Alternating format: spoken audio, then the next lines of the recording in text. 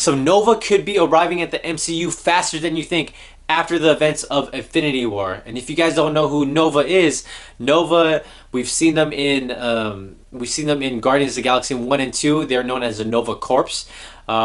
Basically like the Green Lantern Corps, but in the Marvel universe. And there's this superhero. His name is Nova. He's actually from Earth, and it's basically like the same story as Hal Jordan.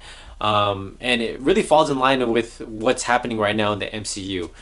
So the backstory for Nova is pretty much what happened in Avengers Infinity War, where Thanos destroys their home planet Xandar, and the surviving member, who's played by John C. Reilly. He was in Step Brothers.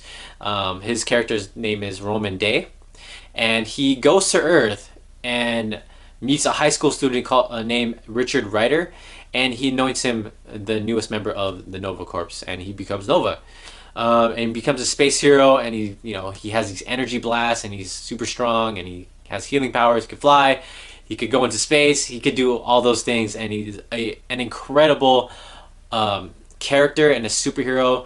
And the fact that he has similar backstory to Hal Jordan, I love him even more. And so this falls in line perfectly. I don't think this is a coincidence. I think they did this on purpose, to bring in Nova into the MCU sooner than later. And we do know there are plans for Nova to come into the MCU.